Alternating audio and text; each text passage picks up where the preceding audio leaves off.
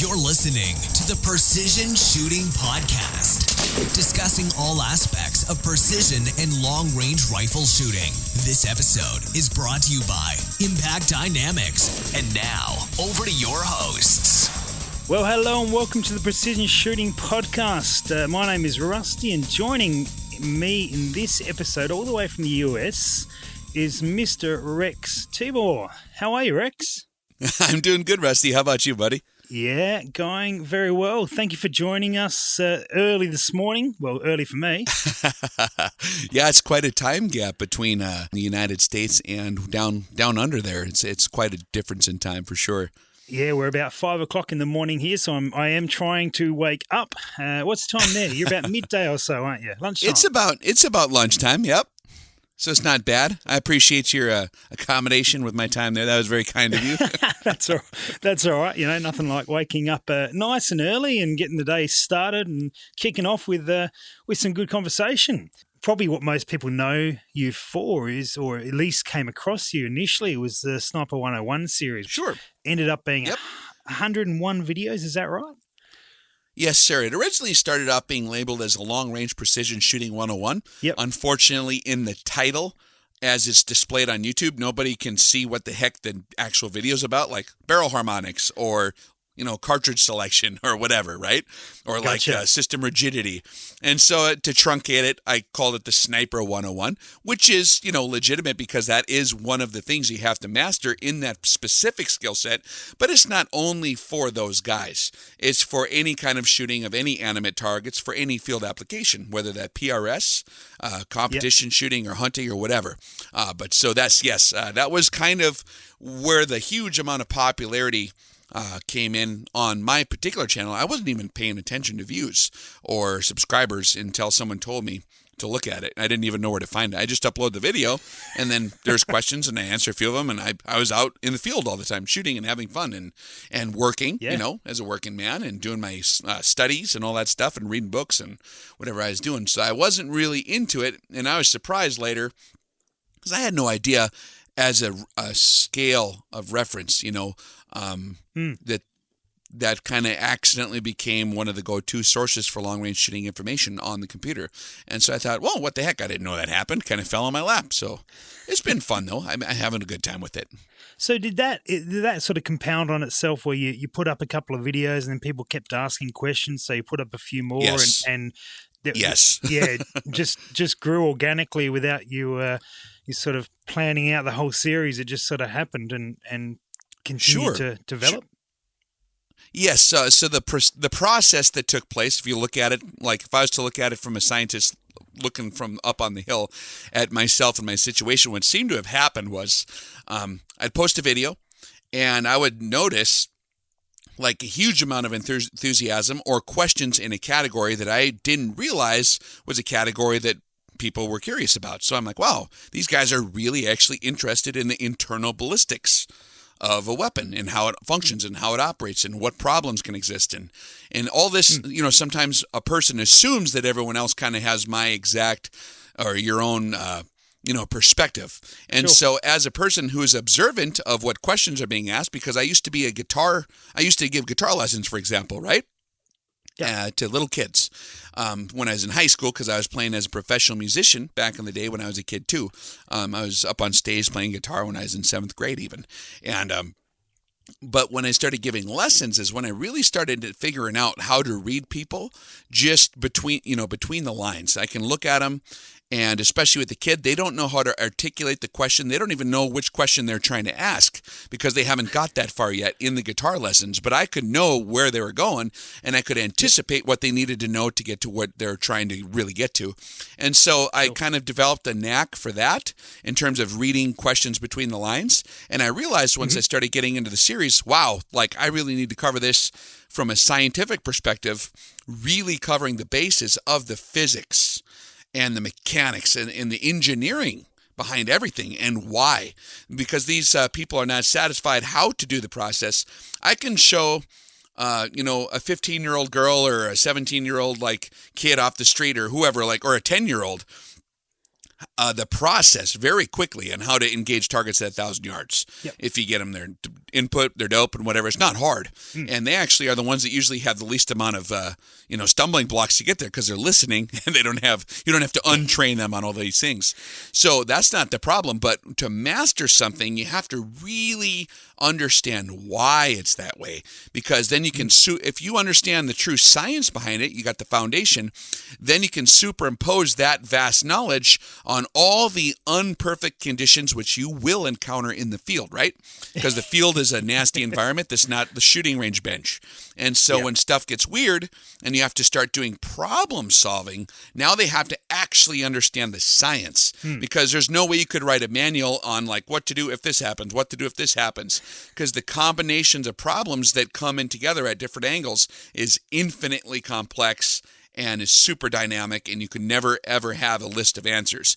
But if you understand the science, for example, of internal ballistics and how harmonics, rattle through a rifle, all the different moving parts, having to be like attached together to accomplish rigidity, you can, if you just teach the basics of the science, you just turn them loose and they understand. They can self-evaluate at that point and be like, oh, wow, why am I shooting like all of a sudden to the left? Oh, and they can self-evaluate their firing position or their marksmanship technique that they're using in that non-conventional firing position or whatever they're doing. And then they become a viable long-range precision shooter, which means viability, that word meaning they can take care of themselves and they become a true expert and they don't need to ask anybody because they know the science. And so that's what I wanted to deliver with the 101 series, was deliver that and say, hey, here you go. Like, here's just the science of like how to do precision rifle shooting. It's kind of fun. Do you find that, given that this was started, 6 years ago, is there things to update through that course? Is that something you've gone back and done? That's a very good question. There are parts of the original instructional series where I go through the process of showing how to select a cartridge or showing what features need to exist in a scope. Now, in those video parts, I anticipated that years later, equipment continues to evolve. Cartridge selection continues to evolve all throughout time. People are continuously coming up with new things. So I was attempting, and I maybe could have more clearly articulated that point, although I think I did a pretty good job if people pay attention to all the verbiage in the beginning of the video.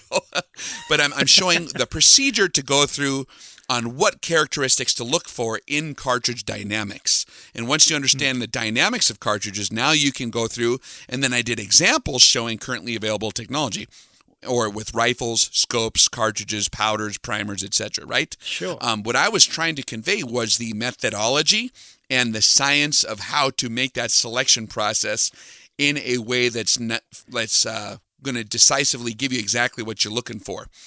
The process of elimination, so to speak. And so I suppose if I wanted to update the videos, I could show examples of some of the new existing technology. However, once I do that, there's a very short half-life to that video because next year there'll be some new deal that's different, right? Yeah. So in all honesty, most of my videos I try to keep timeless.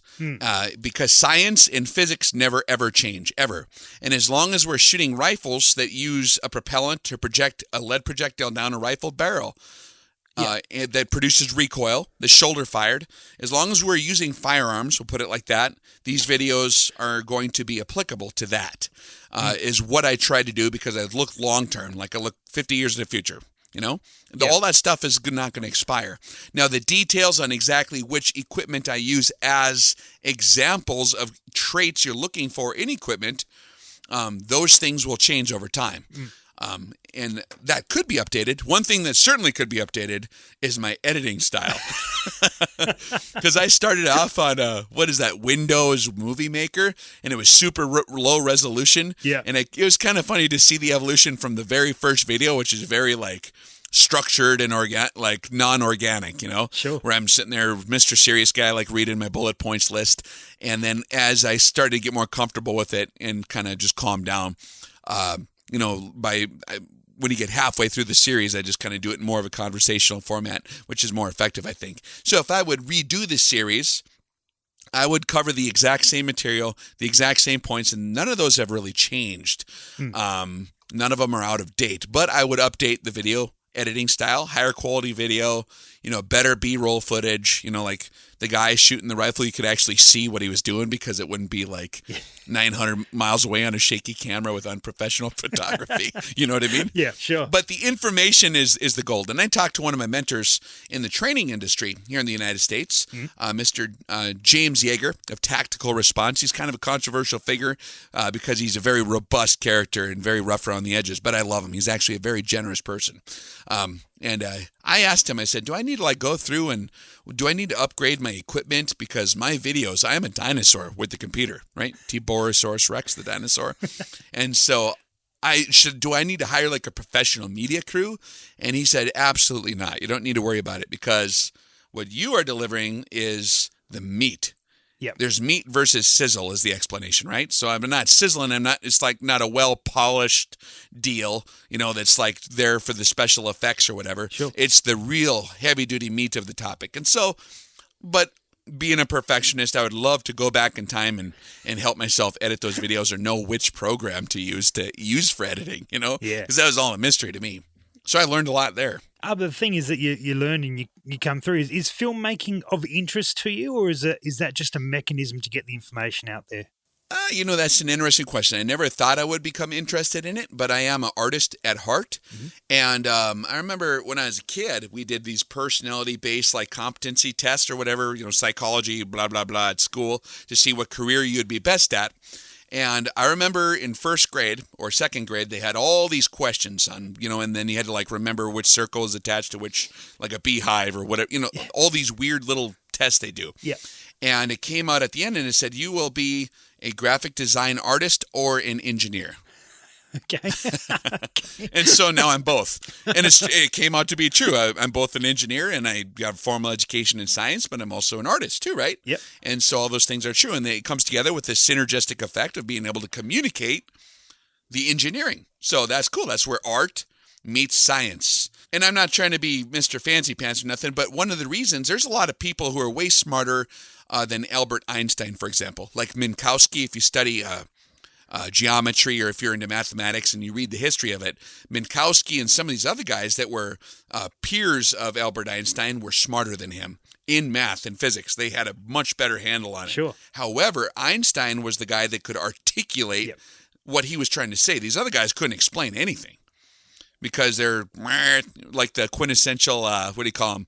The nerd guy with the glasses. Do you have The Simpsons? Do you watch The Simpsons over there? Of course. Yeah. The guy, the scientist guy with the lab coat all the time? Hi!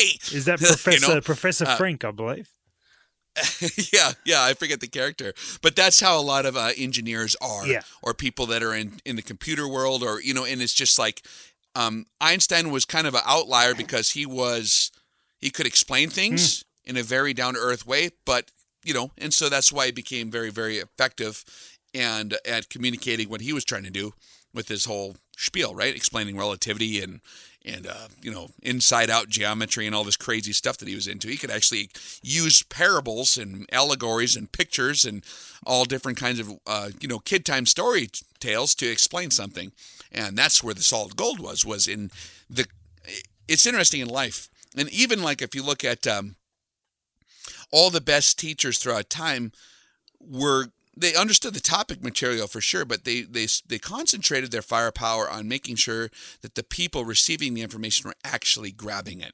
And so that's what I try to do my best. Not saying I'm the best guy by far. There's a lot of other people that are way better shots than me. A lot of my students at my classes are better shots than I am. My wife is a better shot than I am with the rifle. But when it comes to explaining stuff, that's what I've tried to do because I saw that as a niche in the market that was never fulfilled. There's a lot of people who know how to do that extreme long-range precision shooting, but I had fun being the teacher of it and explaining it, if that makes sense. Yeah, absolutely. And it's a pretty encouraging feeling, isn't it, when you've taught someone through and they actually end up being better than you. I find it very encouraging. I love it. That's my favorite part, is watching people when they just master it. And it doesn't take a lot of time if it's communicated. For me, it took me from when I was 5 years old, and I mean, it took me 25 years of shooting to get to where I'm at, or 30 years of shooting now. Actually, 33 years of shooting, I think, to get to the point. of where I'm at, because we start off young here where I'm from. Yeah. But if someone can collect all that, refine it down, get it down to only the true experiences, and then create like an instructional deal, just narrowing in on exactly how to get it done, and then produce it in a way that people can digest, you can bring someone up to speed in like 5 days. Yeah. Or actually a couple hours. It's incredible like how fast someone can absorb that entire level of experience if it's explained to them properly. It's like when you're downloading from one computer to another, like I have this iPad and then I have this computer and they don't get along, right? Because the cord sucks or whatever. And I don't know the computer terminology, but like to upload something into another deal, there has to be the proper equipment to the proper programming to actually download from one device to another, right? Yeah.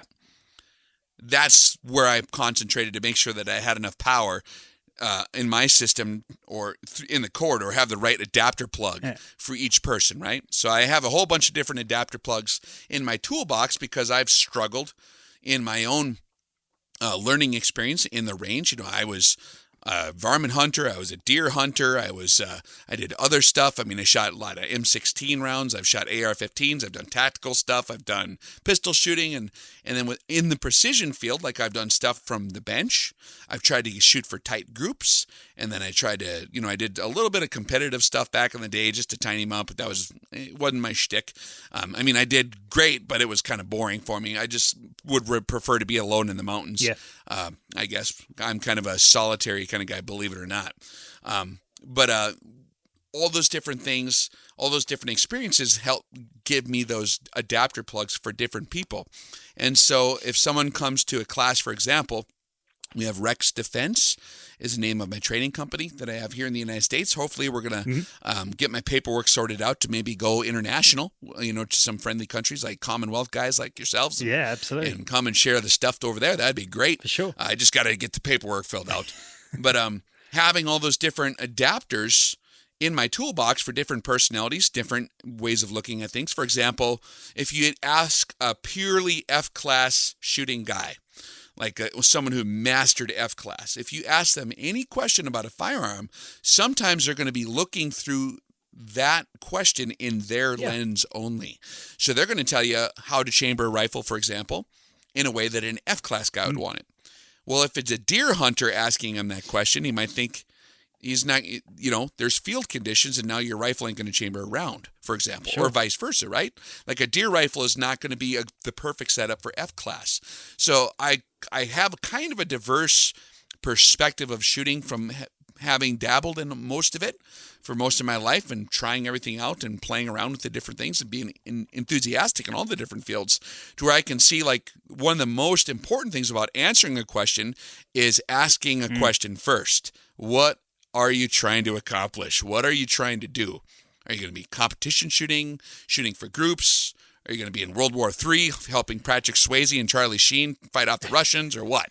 So depending on whatever you're doing, that's going to direct the entire flow of information. I think that's a really overlooked question in so many areas, probably in life as well. But let's just focusing on shooting in terms of what equipment to buy. I mean, that's I get asked a lot. What do I buy and what scope should I get, or what gun should I get? And the first question back, exactly what you said. What are you going to use it for? The tighter you can narrow that down, the more efficiently you're going to buy whatever it is that you're getting. Same goes for training. Same goes for how you learn.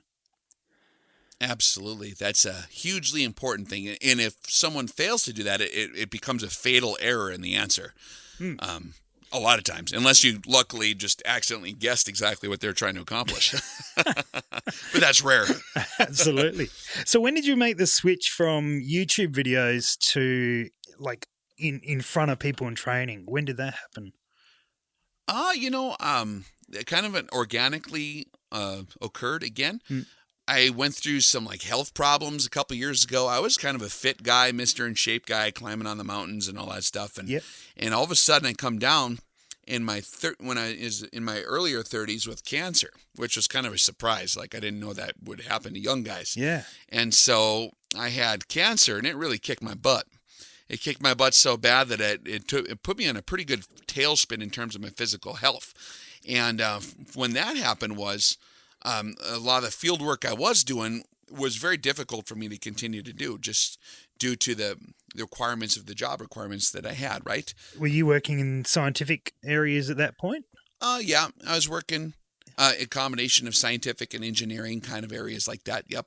And Sure. during that time, but it required a little bit of certain kinds of activity that a guy couldn't really do safely, given my new condition, especially with the cold weather that a guy would encounter. Particularly, it was very dangerous for me to go out into the middle of nowhere.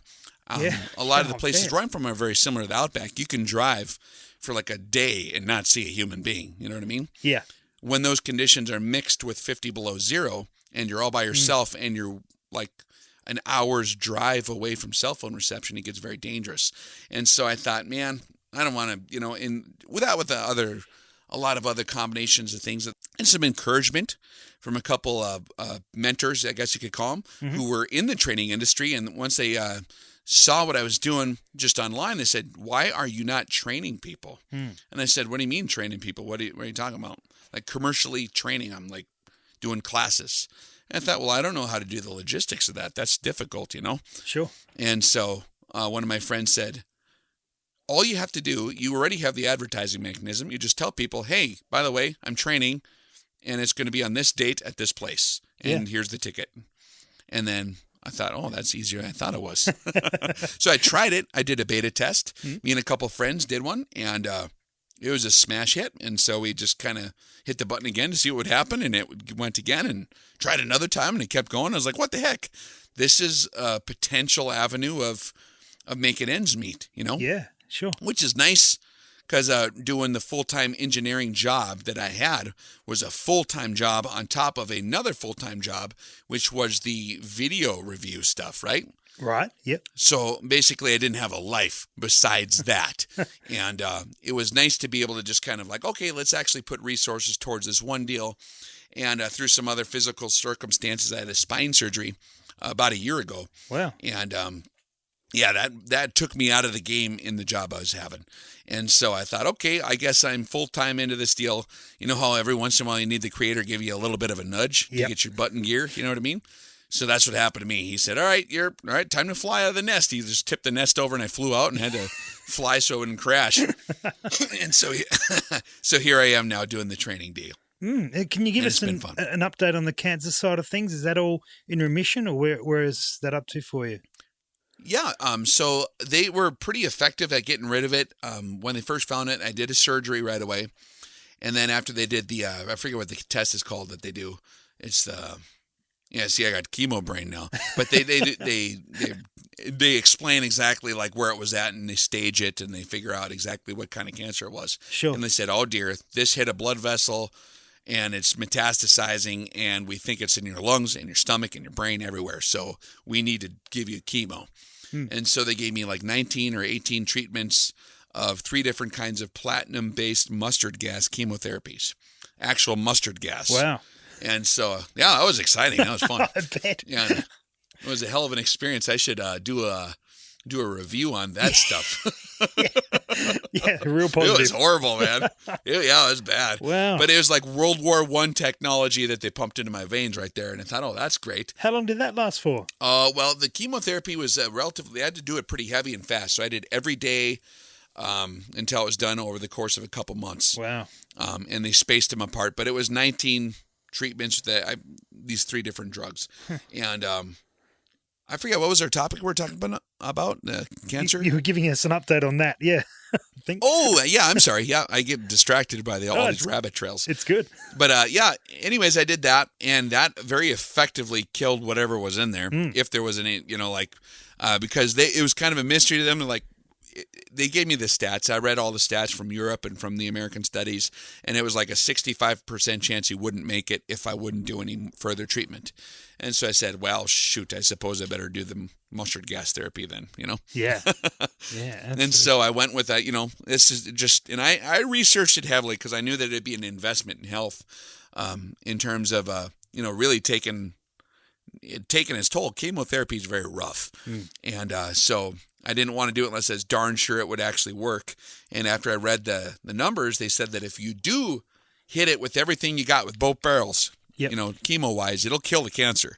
It'll take a toll on your body, but it'll kill the cancer. And it was almost like not 100% chance, but it was a very good chance. Like, it was well worth it. Yeah. Cost-benefit analysis that I did as a scientist was like, yep, I'm doing it.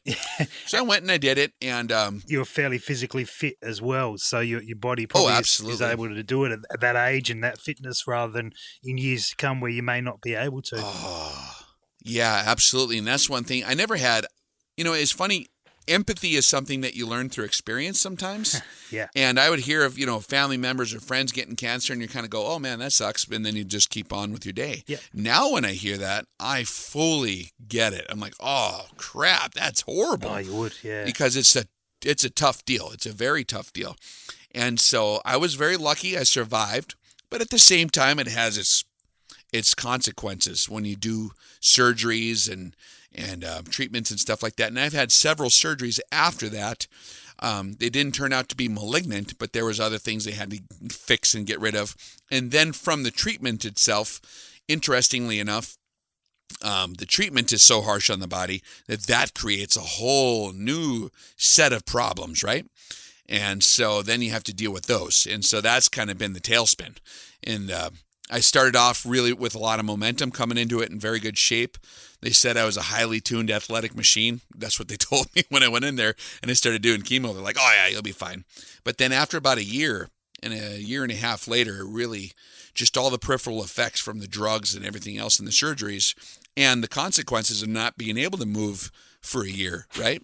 Just kind of laying there, just being sick for a long time, because it really takes a lot of the fight out of you. And I'd say I've never operated at 100% since then in terms of energy output. I'm now maybe 55, 60% of the energy I used to have, max on a good day.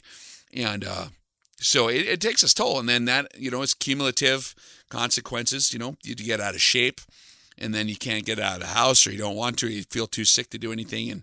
And then the more you get out, it's like a tailspin.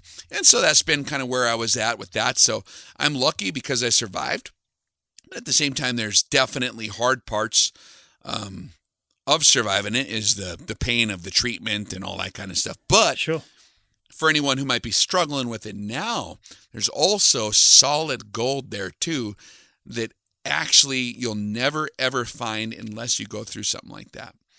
And that's what I found to be the most interesting about my cancer experience, was the solid gold and the gems and the treasure chest of stuff that you get when you experience that. And that's what I found to actually outweigh the negative outcomes. So overall, surviving cancer, it was a net positive outcome, not physically, but spiritually and psychologically, and in terms of, outlook on life and things like that. It was a net positive outcome, even with being sick and going through the struggles.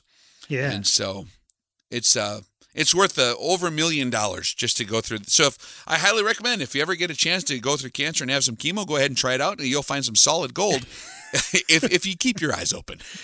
Yeah. But you learn so many things in life about like what things are worth investing into when you think you're about to check out, right? Yeah. When the doctor comes in and says, man, this is aggressive, this doesn't take long to get you. And then you're sitting there contemplating, the grave or whatever, right? Or not being there no more. All of a sudden you get very, very clear vision on those things in life which are very important. And you find out like, wow, I need to quit wasting my time watching, Arnold Schwarzenegger movies or playing a video game. What a waste of time. I could have been hanging out with my wife. I could have been going for a walk with friends in having human relationships. I could have been contemplating the Creator's universe and my relationship with Him. And so all of that stuff is actually super, super, super valuable. And that's something that I thought I had before, but I never realized until you're approaching the Grim Reaper how solid gold of an experience that is. And so I'm very lucky to have had my experience.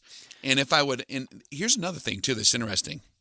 I've never really talked about this before, even on my channel, but I've had some close friends who at the same time I had it also got it. So I don't know what kind of exposure we're all having it with, but for them, they've had similar experiences, I think. I don't think they would want to do it again. it's a bad idea. Like, I'd be scared if it would happen again, obviously. But when you look back after them surviving it, it was solid gold. And for a few of them who didn't survive, here's where it gets very heavy, but I'll tell you what happened. One of them was a gentleman that I kind of grew up with in my hometown. He was in his 50s or maybe, mid-50s. He had a bunch of kids, and he had pancreatic cancer, which is a very tough one. And he ended up kind of falling behind on the physical battle. And, his kids really, really wanted him to continue to pursue the treatment. And it's just so rough. I understand where he's coming from. The treatment is so horrible. It's like it's not a fun thing to do. No, at all. That he said, no, I'm good. And the statistical odds at that point were not going to really, it was kind of in vain anyways. The treatment would have been in vain at that point. Yep. It was basically going to get him. Yeah. And he had the most solid gold glow about him that I've ever seen a human have. He knew he was about to check out, like within that month. And he never would complain about it. He wasn't crying about it. He wasn't mad about it. He came to peace with that. And then he said, I'm going to live out the last days of my life with everything I got to make every single person I meet have the best day they ever had. And so, for example, we're at some kind of picnic or something like that, or some kind of deal with potluck, or I don't know what you call them in Australia there, where you get around and everyone brings food and you all sit around and just have a good time. Yeah. 50 people or whatever. And Mrs. Tibor, my wife, comes over, and he comes over and he just makes her day, just like, oh, aren't you beautiful today? Look at you in your dress. Isn't that nice? And but he was legitimately glowing, and he was living it up hardcore. He lived so heavy duty in that last couple of weeks he had, that like his experience was actually a net positive, even though it got him, because the solid gold is in that. That's pretty heavy, but I wanted to make sure everyone understood that even if it doesn't work out for you, physically, that gold can be transferred into a different account, the heavenly account. Does that make sense? Absolutely. And you certainly see people who have either gone through that or, as you're saying, going through it, but have that attitude of well, if I'm not here for long, I'm going to make it worthwhile. And you see that priority shift in them. And it'd be nice if it's something you could replicate without the pain, but I think that struggle is what pushes you through it, isn't it? It makes you rethink priorities. And I've even, to a much lesser extent, just seen people, friends of mine, go through pain with their families or kids or whatever they're in, and it makes you appreciate what you've got big time. Absolutely. Big time. Yeah. And in terms of in terms of removing baggage, it's funny how like people on planet Earth, like ourselves, you and me both, when everything's going hunky-dory, we kind of add stuff to the basket that we don't need. We do. Life is actually very beautiful when it's simple, right? And it's awesome when it's simple. And when you have those couple of treasures that you have, we tend to overcomplicate things. When I got sick and I thought I was not going to make it for a little while there, for a short time, I really learned how to get rid of stuff I didn't need. And so I just took all this baggage I was dragging along. I'm like, it's like, what's that in that, the Scrooge story? You know what I'm talking about? Yep. Charles Dickens, right? The guy who's dragging around all the change with all the gold, all this treasure with him. Yes. Yeah. The one. That's what I realized I was doing in life. And I'm like, what the hell am I doing this for? I don't need all this stuff. And so that goes with people that that can go with personal relationships that aren't yielding fruit, hanging out with people that are maybe the wrong people. Yep. And I don't mean to be that way, but that's the truth. But you find the people who do love you or who are aligned, that you just simplify life. You learn so much about those things, or like where to spend your time. You know what I mean? And that's when, and I need to reevaluate my position again some point in the near future here, because we tend to throw ourselves at these things we convince ourselves we need, like, oh, I need a bigger house, I need more cars. All of a sudden you become a slave to all that stuff. And I'm kind of in that boat again with the project as well. I love doing what I do in terms of the long range shooting, the reviews and the training and all that stuff. But in all reality, I have to continuously remind myself of what I learned when I went through that, because I don't want to miss out on the beautiful simplicity of the treasure that's laying on my lap. I'm seeking treasure I don't need, and it's actually not treasure. Yeah. It evaporates so quickly. And when you do finally get a hold of the treasure, realize that it's fake. Like, wow, Yeah. I now have earthly, respect, or earthly, like, whoa, I'm a cool guy or whatever. That stuff doesn't mean nothing. It doesn't mean anything at all. Yes. And the happiest I've ever been in my life was when it was just me and my wife. We lived in a very, very humble setting in a little trailer house in a kind of a shady neighborhood or whatever. And life was simple, and I just had her, and we'd walk around and visit. I didn't even have television. And so going through those experiences are highly valuable. And I would encourage everyone to go to try at least once. Well, and the thing is, too, here's another thing about it, which is maybe a word of comfort for anybody going through anything, any kind of physical ailment or any kind of struggles with that, is we need to come to terms with the fact nobody makes it out of this one alive. Yeah. One way or the other. Everyone's checking out. That's right. So eventually. we're all not going to make it. Like, there's only two guaranteed things in life, death and taxes, right? Same in this country. So, yeah. Not wrong, and particularly if you talk about getting those treasures, those exciting things that you sort of feel so compelled to chase after, and nothing particularly wrong with them, but if they come at the compromise, sure. And the treasure I still find in the treasure I still do find in what I'm doing with the continued videos and particularly the training, is the personal relationships with the people that I get to meet. Like, I never would have been able to have this opportunity to meet all these cool people. Like, especially in the field of long range precision shooting, they're all very high quality people. They are, aren't they? They're just really good people to be around. Yeah, because they're disciplined. They're disciplined folks. They got their poop in a group, at least somewhat.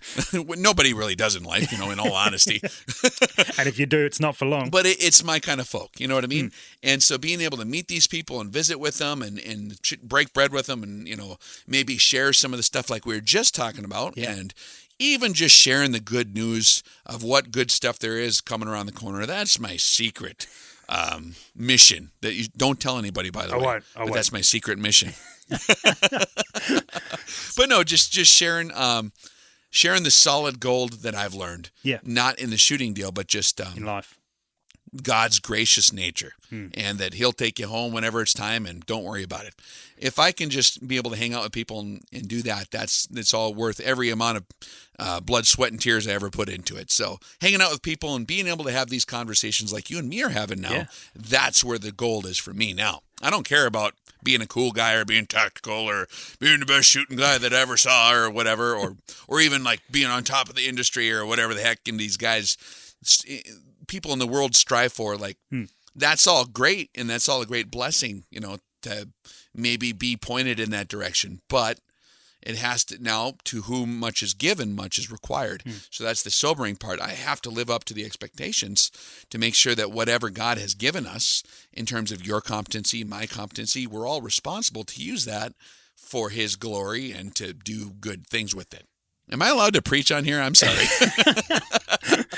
Yeah, right. So the thing is, I've always respected about you, Rex, and I've followed your videos from many years ago, and we've had a couple of conversations in between, and you've always just gone about it the way you thought best, and the way that you've done your thing, you've done you, and whether or not people have jumped on board is really been not the big question. It's been about being true to yourself, and you've been just going for it. And clearly, that's hit a chord with many people, because I wanted to ask you about the training you're doing, and you're traveling and you're spending time with people and imparting knowledge. How is that all going? It's going great. It's going a lot better than I ever imagined it would go. I was actually shocked when we had our first event. And it sold out very quickly, like in a couple of, like a day or less than a day, a couple hours or something like that. Yeah. And I was kind of scared to go to that thing because I didn't know who would show up. Like, I imagined like the worst possible situation, right? I'm always ready for the worst situation. Yeah. And then I'm enthusiastic when it's better than I think, right? So I'm always ready for a fight when I walk in. Like, okay, how's it going to go? And I walked in there and I realized, wow, these guys are awesome. Every single person at every event. I mean, there's been some eccentric people, but hey, man, I'm eccentric as hell. You're very eccentric probably too in your own ways. I don't know. I think we all are. But yeah, absolutely. But everyone was awesome. And I was like, wow, this is fun, man. I like this stuff. This is neat being able to meet all these folks and, visit with them all the time. I love visiting with people. That's my favorite. Yeah. And, and so I continued to do the training, and it's continuing to go very good. And actually the quality, if you want to just get into the training part with the rifle shooting part, man, I've learned so much from other people, or learned from watching myself train people, new stuff that I need to train. You know what I mean? Yes. And so I've learned more than they have, probably. Yeah. Just by never thought about it like that. For example, establishing a firing position, how exactly to center your gravity of your body behind the weapon for ELR shooting at extreme long range. The recoil has to come straight back. Yep. And then the rifle can return back to its natural point of aim on target, so you can observe your bullet coming through that, maximum ordinate. And if you lose it in the recoil, you can't spot your own trace, you can't spot your own splash, and you can't adjust fire. So you send 8 bazillion rounds trying to see where you're hitting. You know what I'm saying? Yes, certainly. And so learning how much that affects it, because there's something that I intuitively, subconsciously employed for years, so I never even thought to explain it. But then when you go to training class, it's like, oh, wow, I didn't realize this was a thing. So then you start to learn how do you adjust the bipod properly? Yes. You can't just throw a bipod on there. You got to have it centered to where that axis of the bore is center line with the mass of your body, idealistically. But then there's also priorities you need to balance to get it done more effectively and things like that. So it's been a lot of fun. The training's been awesome. And it's evolved tremendously since we started in the very first generation of the training in 2017. And by the time I got to class number 4, number 5, it's come a long ways. Yeah. And the flexibility of, because I start to get a better sense of what people need to, or are curious about, or what they need to learn, or where those links in the chain need to be, re-welded or whatever. Because the whole system only works as good as the weakest link in the whole chain. You got all these hundreds of links linked together. If one of them ain't going to work, you're going to miss. And so I'm getting more of a knack now to identify with other people where those things are, and create more of a dynamic training environment that encompasses all the things without making it seem hard, because we make it very easy. And so it's been a lot of fun. I've been having a great time. When you kicked off your training, if I could be wrong on this, but you started off with seminars. Is that right? Correct? Yeah. Yep. The reason for that is because, like I said before, the science is so fundamentally important. If you're going to go and you're going to fly an F-18 Hornet fighter jet off an aircraft carrier, right? Sounds great. I mean, they don't just put you in the pilot's seat and say, all right, there's the gas, here's the throttle, here's where you launch the missiles, here's the landing gear button, here's your fuel tank, good luck. Yep. And here's your radio, we'll be on channel number whatever, Good luck. And then they launch you off the carrier and you crash and die, right? Perfect. They have a school portion first explaining how to fly the jet. Yeah. Because there's enough stuff involved to where if you don't do it right, you're not going to be successful in flying the fighter jet. So long range shooting is different. It's not, there's a huge element of muscle memory and kinesthetics involved in the learning process, like ergonomics and all that stuff is true. Like pistol shooting I love because I don't have to think. I just whip out the pistol and I just start hammering away. You don't need to think about anything. There you go. It's more of a different kind of skill set, like playing the guitar becomes after you master it, right? Yep. It's all second nature. It's all experience based. It's all, just doing each move properly and stuff like that. But rifle shooting is at long ranges requires a classroom portion. So the seminar was kind of the cornerstone, and also I didn't want to go straight out into the field with people without explaining it. Otherwise, you'd just be burning your tires. You know what I mean? Sure. Yeah. You have to make sure, like the Sniper 101 series or the Long Range Precision Shooting 101 series, whatever you want to call it, that's on YouTube for free, has all the different parts of the car. Like here's the throttle connection cable or whatever. Here's the little spring on the carburetor. Here's the whatever in the back. Here's the differential bolt on the left side. Yeah. It explains each part of the car and how it will operate. But when you come to the training, we show you how to put that all together properly in the right order, torque it all down, and then start it up, break it in, let it drive, take a spin around the block real slow, and then work your way up to driving like like Mario Andretti, the race car driver or whatever, right? Yeah. Yeah, because I guess online you've got no control over the order that people watch the videos, despite you numbering them or anything, but people can jump in at whatever episode they want. They can pick and choose, whereas when they're in the room with you, you can take them through the process. Yep, and it's more, and actually the training is well beyond what's in the online instructionals. Yeah, of course. Yep, because we put it all together and we show people what's important. For example, I did a video on Coriolis Effect, right? Mm-hmm. Very popular. People love that stuff. It's interesting physics, right? That's what drives us to want to master this kind of stuff. It's like, wow, that's so interesting. Sure. But in real life, when do you need to worry about that? Yeah. And so there's guys, for example, worried about the Coriolis effect, and they're pointed 180 degrees in the wrong direction on the shooting range. Like, whoa, dude, you're pointing in the wrong direction. First of all, we got to get the natural point of aim straightened out. There's priorities, right? So, like, the Coriolis effect will make you miss by, like, the tiny amount at extreme long range, just a tiny amount, like your finger's width or whatever, right? Yeah. Or maybe a couple inches. Whereas the wind, if you misread that, or your shooting position, or how you're touching the rifle, or your marksmanship technique, or whatever, or having your scope mounted incorrectly, or using the wrong scope, or not managing the ballistic software inputs correctly, that's going to make you miss by 30 feet. So people a lot of times will focus on things they find interesting, but not necessarily on those things that will make them a real shooter. So at the seminar, we go through the process of creating the foundation and cementing that in there, and then we build the house in the correct order, show them how the pieces all fit together, right? Yes. Like if you just get a big crate full of parts of every part that's in a Toyota Prius, like I wouldn't know what the heck to do with it. I'd be toast. I wouldn't know what to do. And so, having someone walk you through the processes of how to assemble engine on the car, and then, time it properly, and then start, all that's super important. So we did start off the seminar. It's still kind of a cornerstone class, especially for guys that want to the seminar is not entirely necessary to shoot out to 1,000 yards. That's relatively simple. Sure. But when you go into extreme long-range shooting, if your objective is to hit the target on the first or the second shot, now you have a huge amount of other stuff that you got to really master. So the seminar covers a lot of those details. That's our end game. We're trying to shoot as far as that rifle can possibly deliver effective fire, which is usually beyond 1,000 for most centerfire rifles, that are like a long-range configured rifle. So the seminar covers the science involved there, a little bit more on the external ballistics and the internal ballistics and stuff like that. But we have whole diversity of field courses now too, because you also have to execute all those things in field conditions with your body.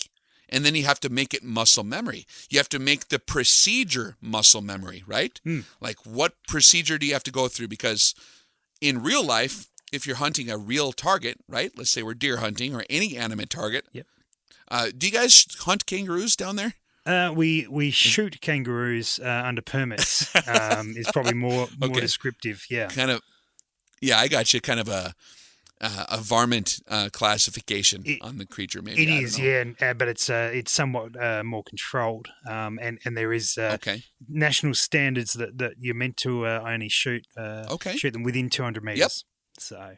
Oh, okay. Yeah, that's interesting.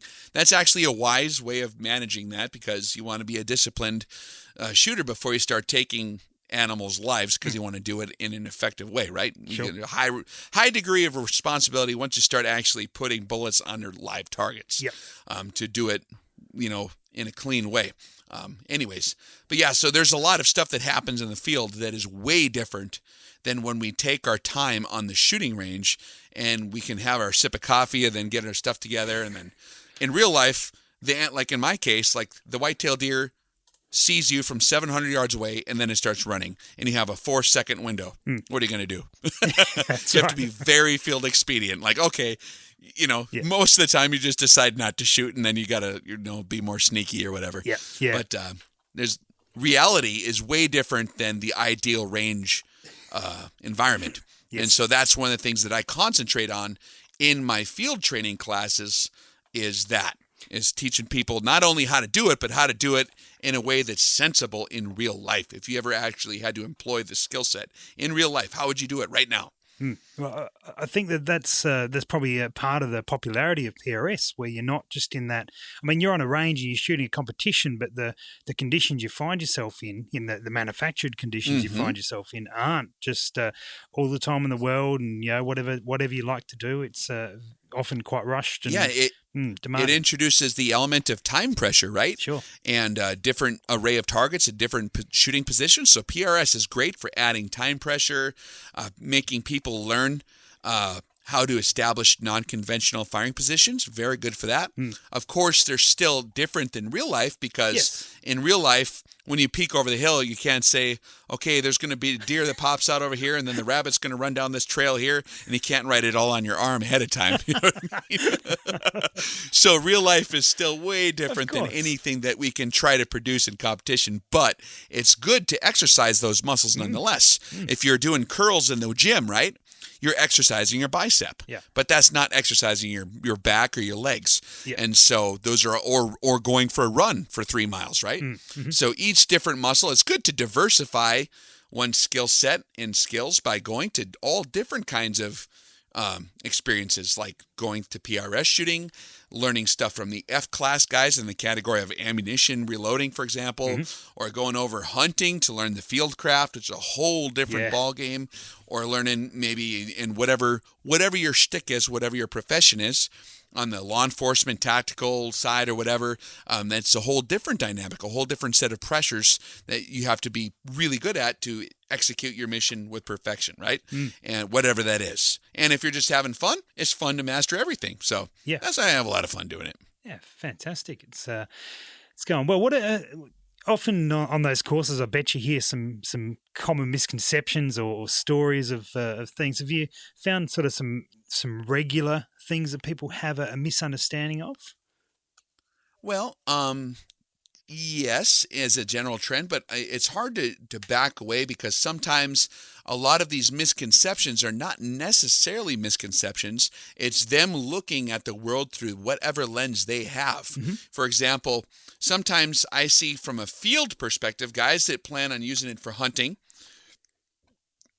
or for tactical applications potentially, which is similar to hunting, an overemphasis on the subtleties of load development, for example, on your reloads. There are certain characteristics that one in long-range precision shooting has to have squared away, like a good standard deviation, which means like your velocity is very consistent. That's actually quite a bit more important at long range than is your group size. You can have a 1 1/4 inch group at 100 yards, but if you have very consistent velocity, like your standard deviation is very low, you actually are going to have a smaller cone of fire at distance, at least vertically dispersed, than you would with a gun that put them all in the same exact hole that had a larger spread on velocity. So loading for velocity consistency is one thing, for example, for long-range shooting. However, if you're competition shooting on paper, then it's a different deal. So a lot of the different methodologies that have been gaining momentum in time have been developed with a specific angle in mind. For example, another one is cleaning the rifle. A lot of the traditions we've inherited from police and military circles, like if anyone whoever's been in the service knows that every day when you get back from the range, you scrub every part of the M16 down to the bone, down to the bare metal with brake fluid, and you use a steel ramrod and you get super aggressive with your cleaning. Or for F-class, the chamber is so tight on a rifle sometimes that you really have to clean that rifle a lot so that it can even feed the rounds, because otherwise it gets too tight from the fouling buildup.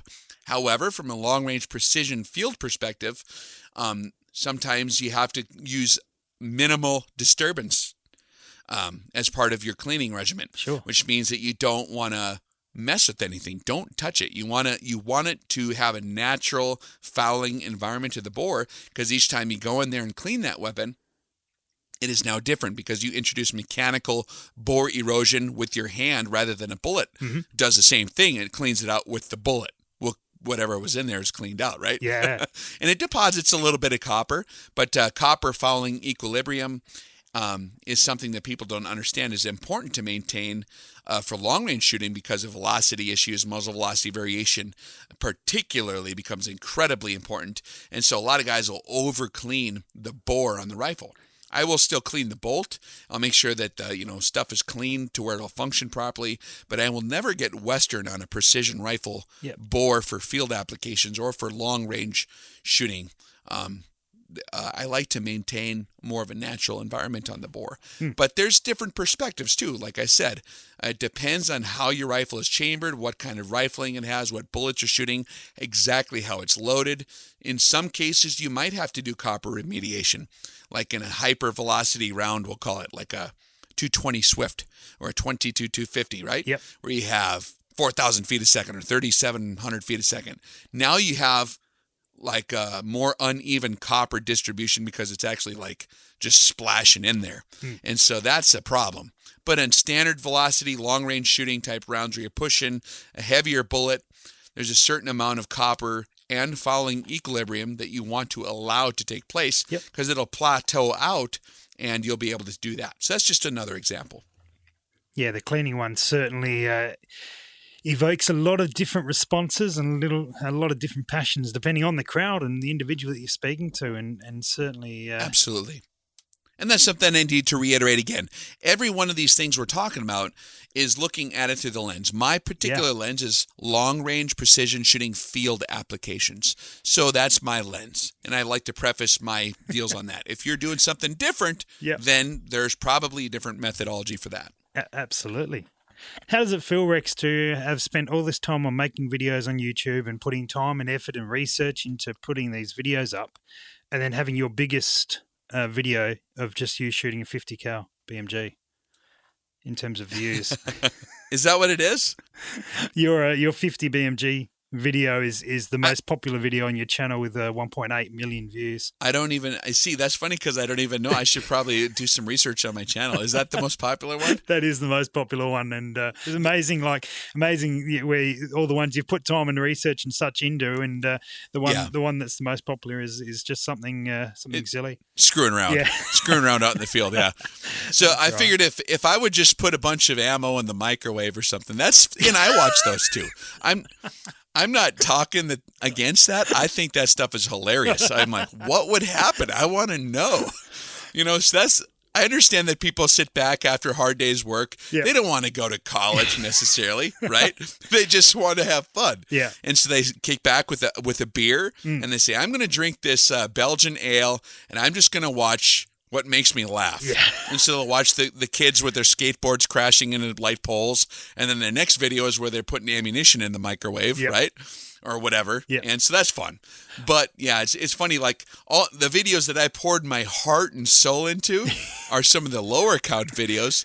And then some of the sillier ones are like huge. I know. And I don't get it, but it's all right, man. It doesn't make sense. Actually, I do get it. Yeah. It's just more fun, right? Not wrong at all. I'll tell you what, if you make it out here, we will do a video where we put ammo into a microwave. Just there's some incentive for you to get out here. I think that's actually already been done before, but we'll figure out something pretty silly. We'll figure out something funny. We'll do it on a skateboard and then crash into a pole at the end. Yeah. Or we could fill up a giant stuffed rabbit full of tannerite and then go in a shopping cart down a hill with a shotgun and have them set up on lanes on each side of it, and you got to shoot them and they blow up, or I don't know. We might have to do that one when we come to you because that's not gonna fly in Australia, unfortunately. They don't let you do that at the range in Australia? Not tannerite. Oh. Not tannerite, unfortunately. So anyway, we'll do that in the States. We'll come over there. A shotgun actually would not set off most tannerite. No. You have to be supersonic to do that. So it'd be safe, but we'd fix it in post. We'd fix it up in post. It'd be fine. And for a while there, oh boy, Rex, you were running a podcast. Is that still going, or is that something you've taken a break from? No, we still are doing it. It's just a matter of when I started biting off more than I could chew with the training company and the review company, it was very difficult to find the time where we could all get together. Yeah. And so Lou and Casey, we still do projects together, and actually have a podcast coming up in the hopper here pretty soon that's sitting there waiting for me just to upload it. But everyone has their own profession and their own job and their day job. And so it's just hard to get everyone together. And then it's hard for everyone to edit it and then upload it. You know, the procedure for a podcast is actually certainly tedious a little bit. Yeah. Unless you got some kind of high-speed folks helping you or something. No, we're just chipping away. We get there eventually. Yeah, our release schedule is not the most regular. I love it. What I found was a lot easier substitute for the podcast show was to do live streams. I didn't realize how you just hit go and then you talk for a while and then when you're done you stop and then it's on there. Done. Yeah. Easy. No editing, so to streamline procedures, it's not as good quality on terms of audio, but for me being super busy, that's kind of trying to make up for it. But my favorite actually is the podcast. Yeah. Because that's where there's not the pressure to, hey Rex, explain this whatever long range stuff. We get into all kinds of fun stuff like, the Bible study stuff, social commentary just on the way the world is turning, like our advice, and then like analyzing the trajectory of mankind and all this stuff and anthropology and what if the aliens invaded, and just it's a lot more fun to sit there and not have to go through something so serious or so mechanical and just have more fun. So I love the podcast venue. That's one of my favorites personally to knock out. So yeah, I have to agree with you completely there because this is I'm now on 3 podcasts because I clearly have nothing better to do with my life, and it's I thoroughly enjoy it because you cover lots of territory, and I have noticed you've really got into the live video, and that's purely convenience things I suspect, and it's very effective. I'm sure you get quite a few watches on the live videos. Yeah, it seems like I just did one last night. They're going good, and it's interesting the search engine optimization. You understand that like live streams are shuffled to the front of the pack, or so I've been told. Or next week it'll change, or next week the YouTube channel won't even exist because it's too offensive. That's the funny thing. YouTube clamping down on the offensive videos. Yes, they'll leave stuff up that's so crazy. Yeah, that's incredibly radical, like. Bad guys doing bad things in certain places. I ain't going to say exactly what that is. But I know what you're talking about. Yeah, you know what I'm talking about. But then I'll have a video with an old gentleman explaining how to polish a piece of walnut using linseed oil. Yeah. Right?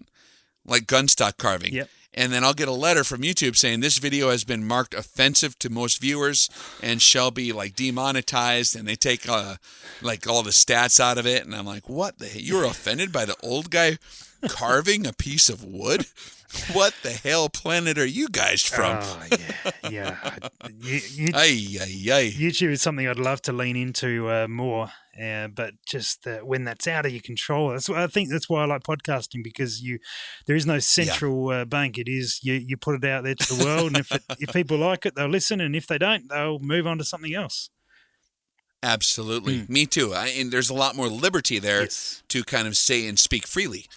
Whereas Facebook and YouTube, unfortunately, are kind of authoritarian in the manner of trying to be your digital mommy and tell you every little thing you have to do. Oh, you're not allowed to say that, It's like, excuse me, if I needed a mommy, I'd go to my actual mommy, or I'd imagine what she would say one way or the other, right? Like, I don't need YouTube out of all the benevolent sources in the universe of infinite wisdom to tell me what is offensive or not. I mean, give me a break, man. It is ridiculous. So it's like, agreed. But at the same time, it's entertaining, right? Yeah, not it's wrong. Entertaining as well. It keeps you guessing. Never know what the YouTube, Facebook, all these other private companies are going to do. But that's anyway. That's why I like podcasts. And actually, what would be funny is if they actually ever did just ban the channel. Yeah. Then I'd have a vacation, man. I could be a free man. That'd be awesome. It's like, well, there goes that deal. Yeah. Guess I'm going to go and teach paleontology or something. I don't know. Like that would be awesome. Do you know how many videos you have on YouTube, Rex? I think it's 600 and some now. I forget. 620 or something. I just throw them on there, Wow. And I wish if I had a full-time media coordinator, that'd be kind of a handy deal, because then I could actually have someone show me how to actually properly run that thing. Because Sure. one of the parts that makes me sad is like, I wish I had more time to spend on answering everyone's questions. Yeah. I used to answer all the different questions that came in. And on Facebook and on YouTube and through emails, I have a lot of questions. We'll just put it like that. And it's way more than I can handle. Like, even if I would clone 10 of me, I don't think I could handle the questions. That's another reason I'm trying to be comprehensive with the training and the one-on-one series, is to help manage that. Yeah. But it's just, if I had a media coordinator or something like that, that'd be great, because then they could get things sorted out and have better customer service, so to speak, because I'm kind of a one-man show at the moment. So it's learning how to do it, man. Just trying to not bite off more than I can chew, as I already have done. Where's the fun in that? Where's the fun in being able to deal with your workload? That sounds boring. Right now, I'm doing a test on the human body to see how much stress it can endure. Like, okay, no sleeping, flying around, never seeing the family, and just 900 hours on the computer, and the rest of it out on the range inhaling toxic, like, propellant fumes and accumulating more overpressure fatigue. Yep. Oh, this is see how much Rex can handle, And the occasional mustard gas intake as well. Oh, man. Yeah. Put that on top of it, man. The human body's incredibly tough, though, I'll tell you that. Oh, yeah, well, you've proven that, haven't you? Yeah, I guess so. Not something I wanted to do, but yeah, there you are. I bet, mate. But it's good to see you take the most out of it that you can. Sure. Yeah, it's the only choice we got. Yeah, when I was first diagnosed with the cancer thing, I was bent out of shape about it. It was really, really hard for me. Because I'm a young guy, and I'm like, it ain't fair. I'm too young for this. This is bull crap, And I called my aunt, who's actually my godmother, and I was kind of, telling her my sob story or whatever. And she understood, because she had gone through really bad stage 4 breast cancer a couple times, I think, or once or twice, I forget. But she had been through the fight. And she just very calmly, she's a believing type lady, right? She believes in things beyond this world. And she says, okay, so number 1, you have it. You can't change that. So that's there. You can't look back and say, oh man, I wish I didn't have it. It's already there. Now, all you can control, you can't control that you got it. It's there. The only thing you can control is you can choose to either be very angry about it, or you can choose to be negative about it, or you can choose to be positive about it. You pick what you do with it now. You got it. That's off the table. Too bad. Now, either be angry about it or be happy about it. And I thought, what the hell? I never thought of that. And so that soaked in, and it was very constructive, and it helped the guy get through. So that's life, and that's the same thing with, when you get overwhelmed at work or anything. That same mindset. There's certain things we control in life, and there's certain things we don't control, and it's kind of up to us to manage the controllable things and accept the uncontrollable things. And so that's helpful as well. Yeah, and we've certainly seen that in the way you've sort of picked up with the training aspect and just gone full steam into it. It's wonderful to see. It's wonderful to see that grow. Yeah, we love it. It's a lot of fun. I know I've got a lot of good folks hanging out with me, especially in the last year of it, and just you meet so many good people that are just excellent people and making a lot of new friends and lifelong friends too. Yeah. And that's the best part about it all. And, if you can find a compadre to go out there and go shooting with and stuff like that and have that and share that hobby, that's a connection that you'll have that is kind of unique because not a lot of people are into it. And it's just, it's all solid gold, baby. It's good stuff. Absolutely. Well, Rex, thank you very much for your time, mate. It's been wonderful to have a chat and get to know you a little bit better and find out about life. Absolutely. I really enjoy sitting down too, and thanks for letting me banter on. No problems. What is next in store for you for the rest of this year? Oh, man. Well, I got an event in Las Vegas, and then I got SHOT Show, I suppose, is a big deal here in the United States. You'll be there, I'm guessing? That's kind of sort of the plan. Yep. That's contingent on a multitude of factors. I kind of play life by ear. Okay. And so I'm not sure. I mean, maybe I I will always fulfill my commitments within my ability to do so. Sure. So if I schedule a training event, I'll be there. But in terms of the long-term outlook in the future, who knows?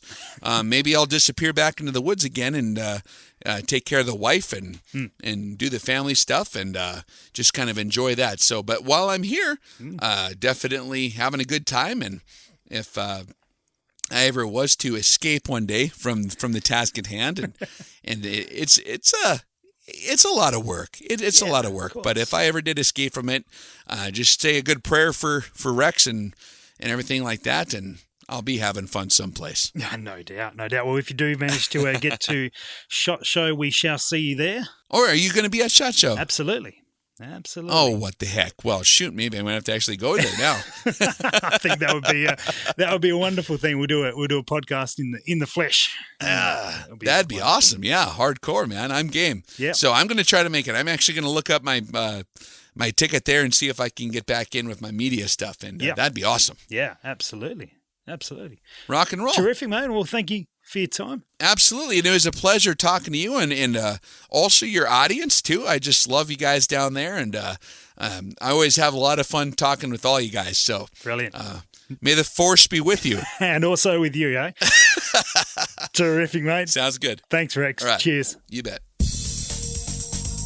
Thanks for listening to the Precision Shooting Podcast. To continue the discussion, check out our Facebook page. And for more information, head to our website, www.precisionshootingpodcast.com.au. This episode was brought to you by Impact Dynamics.